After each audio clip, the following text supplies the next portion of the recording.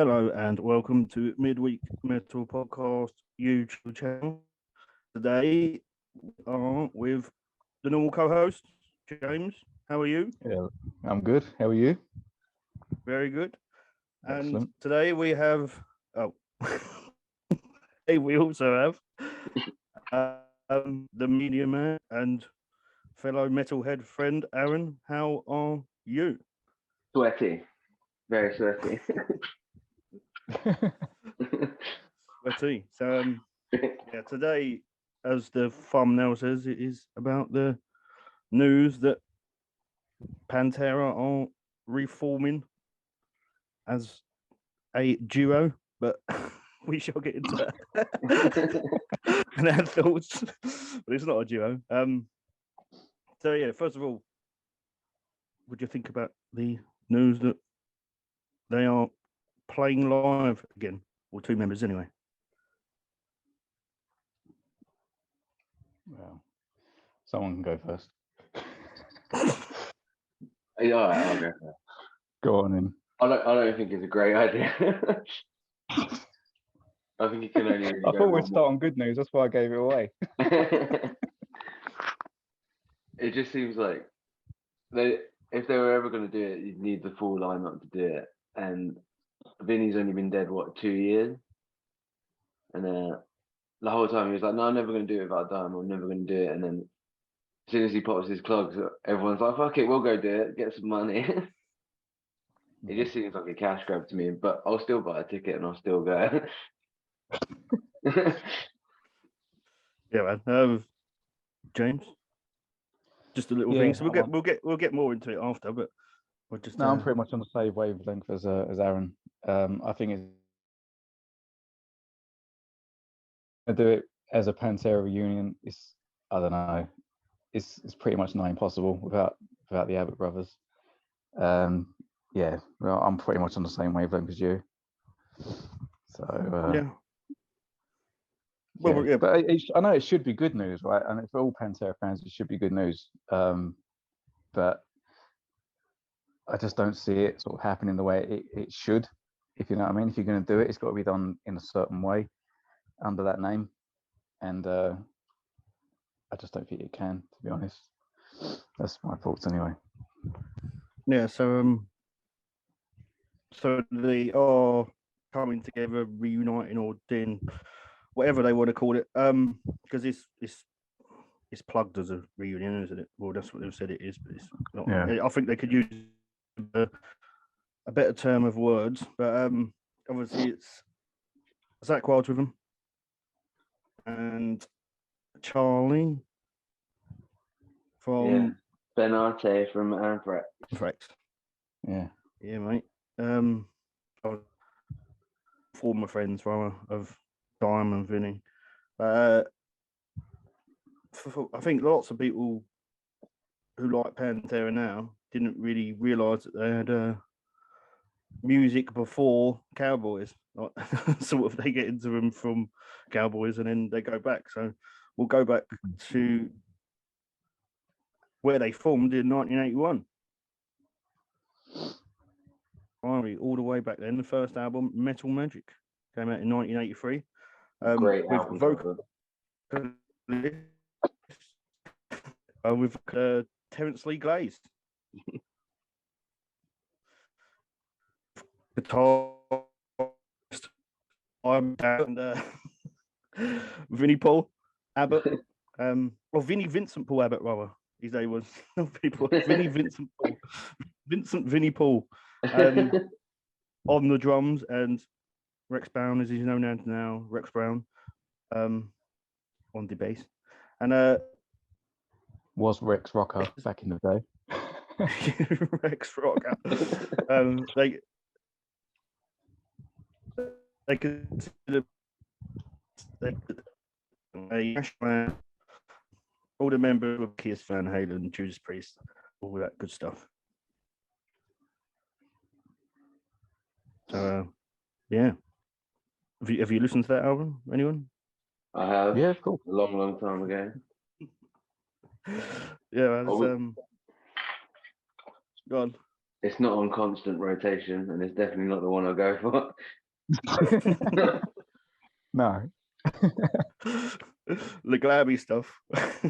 Yeah, it's But, just a bit strange, especially getting into them before you knew that was there as well. It seems weird to go from Cowboys back to that. Yep. Yeah. So after that, 1984 was Pantera released Projects in the Jungle, which was more of an 80s cliche album, proper 80s glam metal. Yeah. Another Def Leppard album. Yeah, they were definitely very influenced by Motley Crue in the way they dressed for that one. Yeah, man. Just finding themselves. In Yeah, fishnet so, stockings and hairspray. Loved it. All the big hair. Diamond Darrell loved it. Yeah, then after that, 1985, they released I Am the Night, an 80s metal album that was reminiscent of Judas Priest and Rat. Who Yeah, also I'm sound not like listening Rat? to that one.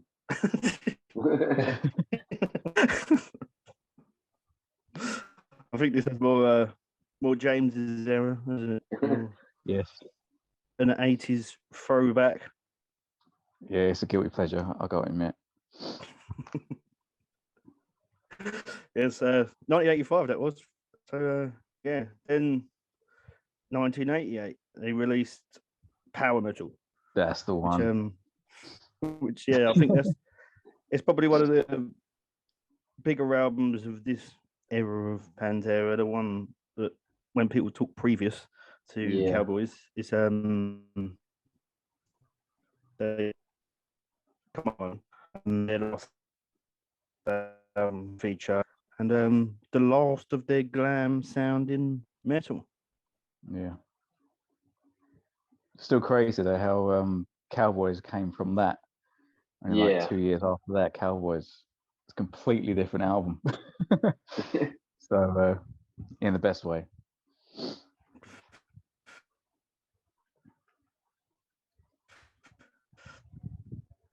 Them albums to make them sound like the way they do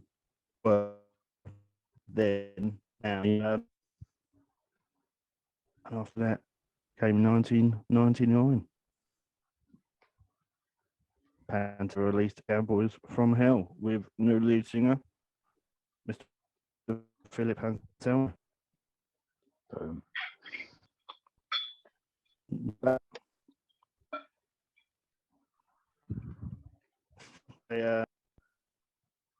That rated the sound that most people are familiar with Pantera today. Yeah. It's a bit of a iconic cover as well. So everybody, when you see that cover, it's like iconic, isn't it? I don't think it's as iconic as another album coming out after, but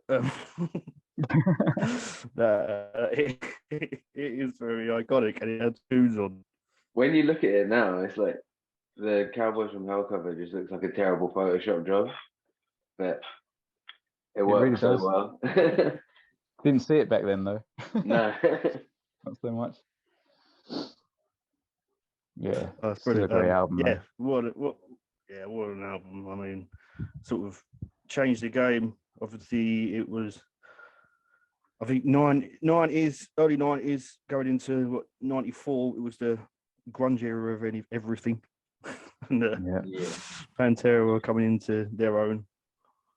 And, these were the guys that kept this whole metal scene going. If it weren't for the Pantera at this time, this, it would have been a completely different story. Yes. So yeah, keeping the flame alive, so to speak. That's their first album as well that wasn't produced by Dime and Vinny's dad as well, I think. Yeah. Oh, okay. Very good. Terry Date produced Cowboys. He also did like Limp Bizkit, Slipknot. Awesome. Deftones, I think he did as well. Nice. Yeah, good bands in there. Yeah, exactly. I mean, the Does album look a does bloody sound hell. good. Yeah, so yeah, that was 1990. Move on to 1992, and to see them release Vulgar Display of Power. Fuck yeah. Yeah, I think it's synonymous with everybody today that is a metalhead or listens to metal. It was it's one of their most biggest albums, and I think one of the most influential albums of the 90s, really. Yeah. Yeah, definitely. Probably still today. Yeah, I can't. It's still not been surpassed. Really, it's just ridiculously good, and so good as well because it's only like 2 years again from that album from Cowboys, and such a huge change in sound, even from like Phil Anselmo. Do you know what I mean? Yeah. Just a complete change in vocal. And throughout all these albums from Cowboys onwards, they always try to outdo their last album. That was their goal. So every album just got heavier and heavier and heavier. Yeah. So, and they didn't fail. No. Fucking amazing. Yeah, awesome album. There's lots of hearsay about the cover, and if the guy was getting punched in the face, if he wasn't getting punched in the face, if it was some dude dragged off the street, if it was anyone else. Who knows? I think someone did, or recently Yeah, I'm sure someone did say that they did confirm it eventually. I'm trying to see if I can find it. Yeah, someone did confirm it. I remember seeing something about it, but I can't remember what the actual story was. They put all the mythological aspects of the front cover to bed. All right. I thought it just remained a mystery. Should have done. Yeah. The album's cover photo is a man being punched in the face and was shot by photographer Brad Grice, who also shot the photo for the Cowboys from Hell. The popular rumor was stirred up by Vinnie Paul that the man on the cover was paid $10 a punch and was hit in the face in total 31 times. Poor bastard. Never stood a chance. However, Grice dispelled this rumor when he confirmed that the man who was a hired model named Sean Cross was never actually hit. Oh, right, okay. I thought the first one sounded better. Yeah. Apparently Rex Brown 31 times, but we'll take the first photo. Rex Brown thinks it's 32 times. Yeah. Maybe he said that just to be nice because you don't want to get like the geezer from the cover of the Nevermind keeps on suing them. Yeah. The geezer's got something wrong with him now, and he said it's because he got punched in the face 32 times or 31, whatever you want to believe. Yeah, cool. But yeah, Vulgar. I'm sure every metalhead knows that album. And moving on to 1994, they released Far Beyond Driven, which shot straight to number one, and arguably is their most extreme album. Yeah. Heavy. Yes, we also had cover controversy as well, where they had to change it from, what was it, drill going up an arse, and then they had to change it to a skull.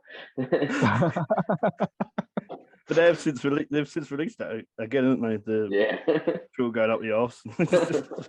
Sort of like just spreading. It's sort of like spreading. Yeah. It's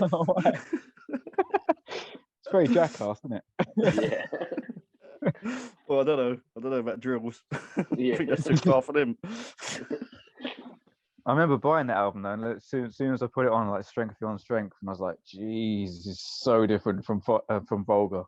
Yeah. But yeah, it did take a while to sort of get used to that sound as well. But again, it outdid Vulgar. So again, just incredible though. And I've obviously got a Sabbath cover in there as well, which is which is great. Yeah, brilliant. There's no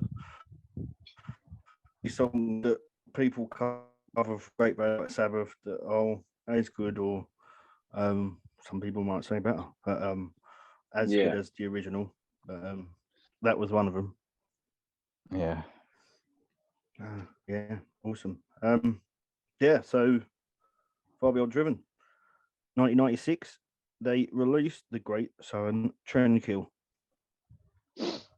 Fuck yeah. Yeah, which was another great album, but allegedly it was the start of the band's troubles with Phil Anselmo, Yeah.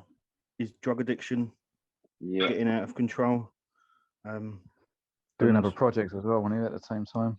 Yeah, Yeah, Down's start- first album They was didn't just like. about to come out. Well, yeah, and yeah, but it's an awesome album. It's an amazing album. Considering as well, like Floods, that Yeah, that that's probably outro the best solo. ever, yeah. And it wasn't until I realised that, you know, obviously for YouTube and that you get to see Diane playing when he's really young, like in his like 18, 19. As Yeah. part of his guitar solo, he had Floods written then, and it was only until this album he actually put it on the end of Floods. But he always had that riff. It's just amazing that it lasted that long before he went, actually, I better put it on one of our songs. Such a great riff. And all those albums later, it's crazy. It is, it's mental. But yeah, great album. Yeah, but as I said, the start of beginning, I suppose it wasn't really the beginning, the end, but it sort of was. Yeah, they never big really went change. the same after that. No. Yeah, so that was 96, 97. It's not a full album. I think they had a couple of new songs on it, but they brought out official live 101% proof, or 101 proof, rather. So yeah, their live album, it's pretty good as well. And then 2000, which was reinvented and still. Yeah. Another great album. Really With good another album. Sabbath cover. Yeah. And This is when they were recording separately though, right? Because Yeah. Phil would have his stuff done in a separate studio at different times Yeah. and stuff. I don't think he wanted to leave New Orleans then. Yeah. So yeah, big changes. But yeah, still a massive album though. I love this album. it's crazy. 22 years old, this album, and it was their last one. Yeah. Yeah. That's insane. That's mad, isn't it? Yeah. It's mental, and they're still synonymous now with metal. I mean, there's not many metalheads you meet around the world, and if you talk to them for long enough, Pantera definitely comes into the conversation. Yeah, definitely. It has to by law. Yeah, man. Yeah, but that's their back catalogue, if you will, and their Yeah. history of their albums. But yeah, so the reunion, the talk of the metal town, as it were, the talk of the metal world. Some people for it, some against it. But Zakk Wylde, he done an interview video where he's playing somewhere, and I mean I sent it to you, but have you watched Yeah. it? But he said, he said it's not a reunion with him. Yeah. He said it's a celebration of Pantera. It's a reunion though, isn't it? Yeah, that's not what Phil's saying.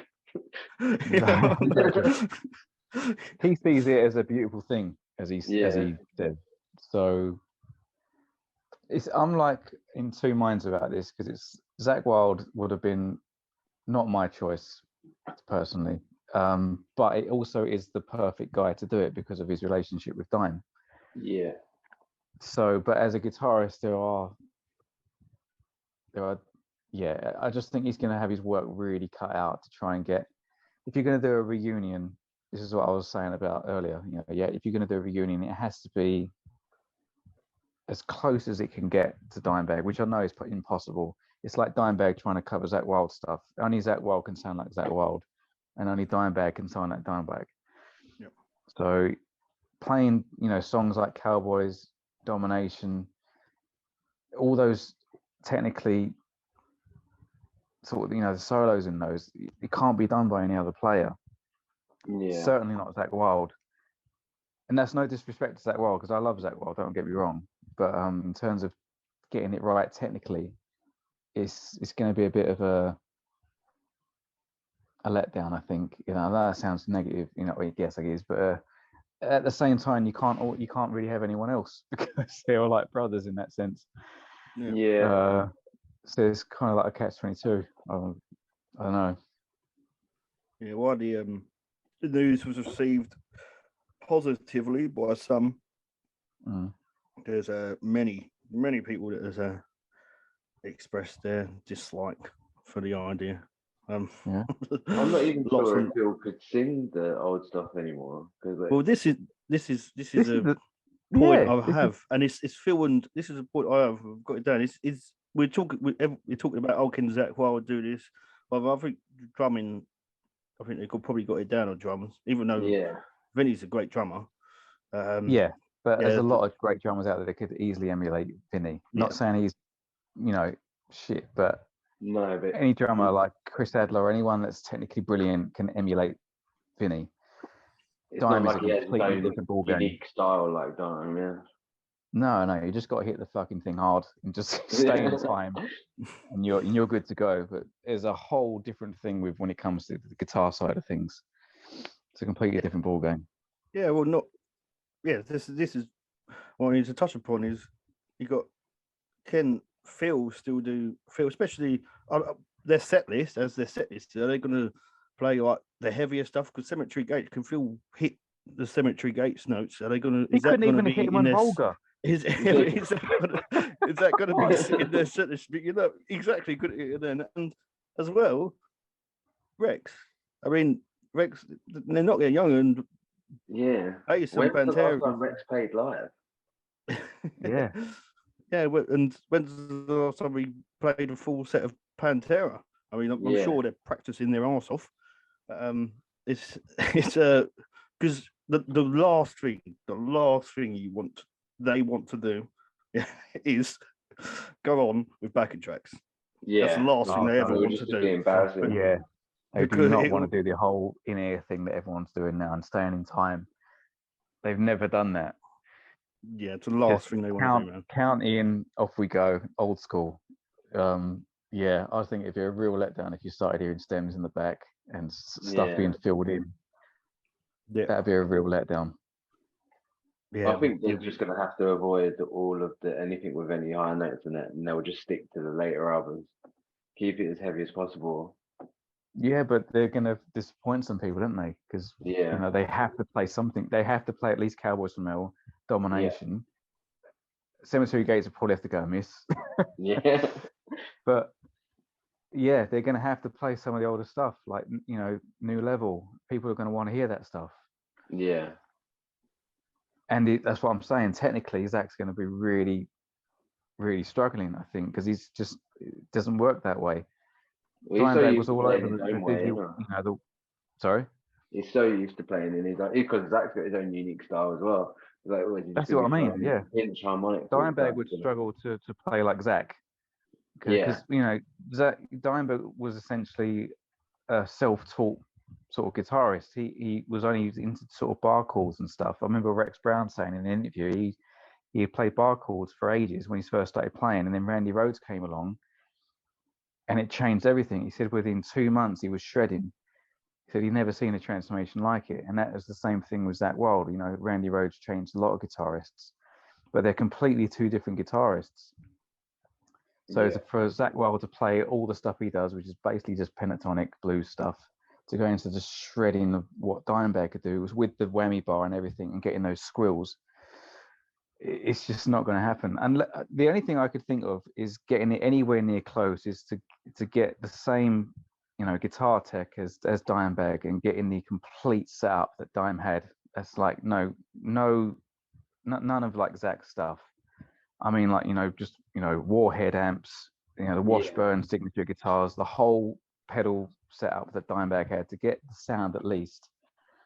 It's still not going to be anywhere near Dime, but at least it's going to get a little bit closer to what what it would have been. But he's probably got the hardest job of the lot. I think. Poor Zach. A lot of pressure. Do you think they'll allow him to dust off some of the old dimes? Yeah, I reckon so. I think they should. It's still got to be about, haven't they? Yeah, there's still got to be about. Yeah. There's a YouTuber actually, Ola, that I think visited about a year or two ago, and he got shown all the Dimebag guitars. He was a massive metal fan, obviously, and played some of the prototypes and the ones that he took on tour with him. So they're still around. They can get hold of them, I'm sure. Yeah, so those they'll be bringing out those Dixie flag backdrops again. They'll probably have to go for a miss, especially with Phil Anselmo's past. Yeah, man. They're looking to go on a North American tour first, and then we'll see after that. I doubt they'll be playing Russia again anytime soon. No. But it's Moscow number 2. Yeah, not gonna happen. Yeah, I doubt there's a million people there either. Yeah. Certainly not with 500,000 people. Million closer to it was the Metallica one, wasn't it? Because they were at the same show, weren't they? Yeah, I think so. AC/DC. Yeah, that's it. Yeah, AC/DC. But amazing gig. Fuck. But yeah, I guess we'll just have to wait and see what they get with. Yeah, man. I think it was ever in charge of selling it now as a reunion.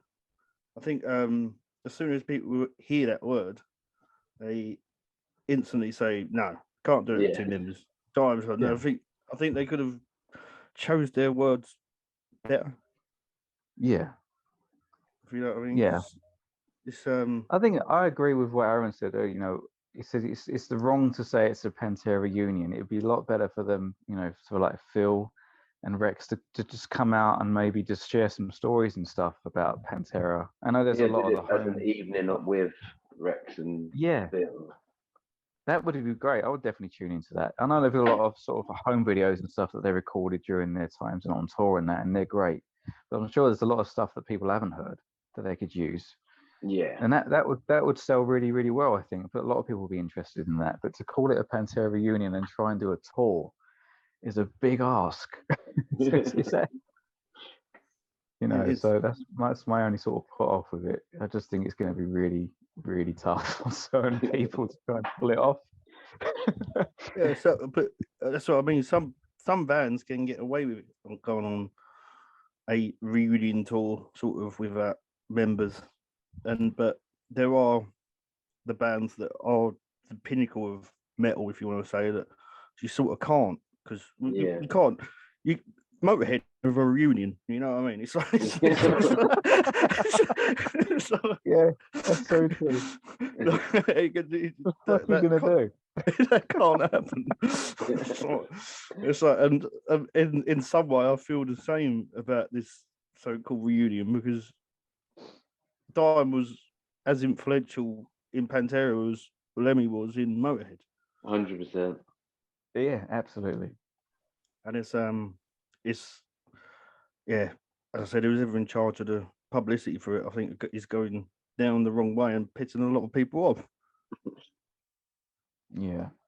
But, who knows? Yeah, well, it's coming either way. And as well, where are they going to play? It's like, are they going to play big venues, arenas? Is it? Can they sell enough to do arenas, or is it going to be smaller shows? It's going to be academies, you think? Yeah, are they going to play like Brixtons or obviously roundhouses? Yeah, academies. It's got to be academies. Yeah, there's no way they're going to sell out enough to get arena straight away. Anyway, no. Yeah, but yeah, I think it's sort of like I feel like good and bad about it. It's like No, it's not the original lineup, and it ain't. I hate the way they put it as a reunion. Then sort of tiny bit is me of me is like excited to hear Pantera songs live. Yeah, because I never got to see them, so I definitely would be interested to hear that. I don't think I've ever heard anyone cover a Pantera song live either. Maybe Machine Head. Yeah, Yeah. maybe. I think, well, I got to see the best half of Pantera in 2004, a download when Damage Plan played. Oh yeah. So luckily, yeah, Slayer and Damage Plan swapped stages. So that was a good year. So I have no real interest in seeing what this could end up being. Yeah, so that was a real treat. But I don't know. It can't be done. Just say it as it is. Like 60+% of the sound, let's just be honest, was Dimebag and the riffage and the pure attitude of it. The rest was obviously Vinny and his powerhouse, Rex backing it with a tight bass, and Phil just screaming the fuck out of, and just filling in the gap sort of thing. I just think that the Dimebag is the biggest hole to try and fill, and the best part of Pantera, if you want to do it, to do it like that, is missing. You can't. It's not a reunion. No. I really struggle to see how this is going to pan out. Would you feel the same if it was the other way around and Diamond Vinny was still alive and it was Phil and Rex that had gotten? That'd Yeah, be much easier to feel. Do you really? Do you think so? Yeah, because in terms of Phil, it wouldn't be the same. Oh yeah, of course. Yeah, no, even without Rex, it wouldn't be the same. But it's a lot. I think the shoes are easier to fill, though. Yeah. No one's obviously going to sound exactly like Phil Anselmo, but bass-wise, you just need a tight bass player and to fill, to play Rex's stuff. And that's one aspect sort of filled. But I think the hardest way to do it is the way that it's being done. Yeah. Dime and Vinny are out of the picture, obviously, and it's nigh impossible to do it. Actually, I think it's absolutely impossible to do it. But it should be something that all metalheads should be celebrating. It's the best band, one of the best bands in the world to be.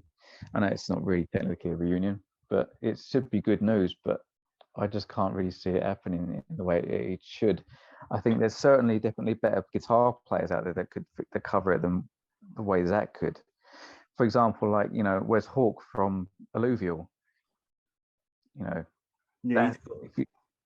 If that guy is completely influenced by Dimebag 100%. He even demoed and did a lot of stuff with Amplitude, so he dialed in a lot of Dimebag's tones and stuff. So he's completely influenced by Dimebag's sound and technical side. So he could easily do Dimebag stuff and do it really, really well. It wouldn't be obviously Dimebag, but it would be very, very, very close. And I'm sure there's many other guitarists out there that could, really do it justice. But at the same time, I know why they're picking Zach, because they have the history of it. It's kind of like a rite of passage. Yeah, but I think there are a lot better people that to consider before they really go out. As a whole, good idea, bad idea. It's a bad idea. It's a bad idea. Yeah. Unfortunately, I think it's a bad idea.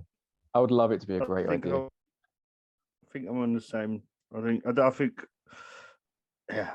there's some, as I said, I think there's some bands that can do it when members have passed or not in there no more. But there are some bands that you just can't replicate from. But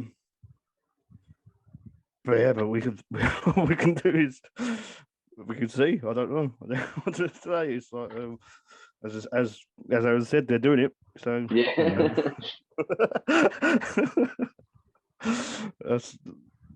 That's it. Yeah. I hope it's pleasantly surprising. I really do. I hope it's good. I really do. I wish them all the best. I don't, I'm not saying it's absolutely going to be shite. I'm just struggling to see how it's going to be a reunion. Yeah. In the way that it should be done. I think that's the biggest downfall in it at the minute, being presented as a reunion when it's not a reunion. They could have gone about it a very better way than a reunion. Yeah, I wouldn't be surprised if that gets changed once the tour dates are announced. If they change the naming of it, I would think that's probably the right idea. Yeah, sort of maybe a celebration to Pantera. Yeah, that's the only way you can say it. I think it's probably just to get people's attention. Pantera reunion. But yeah, like you say, they're going to have to change it at some point and take it seriously. Yeah. But we'll see. And what else can we do? But I suppose any other person listening, if they got their thoughts on the thing, I'm sure. I mean, I've heard some of it on social media, but that's your thoughts, and until the next reunion comes about and we say something about it, I suppose. We'll do. As I said, until Motorhead gets reformed. Nirvana 2025.